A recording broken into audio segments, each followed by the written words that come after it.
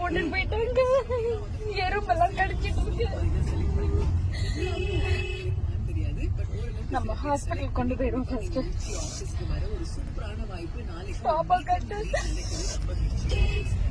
சென்னை மக்களே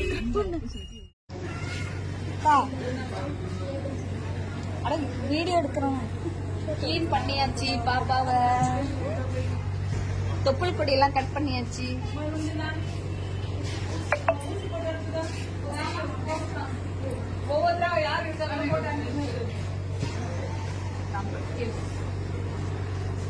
பெண் குழந்தை, அதனால அவளுக்கு அதிர்ஷ்டம்.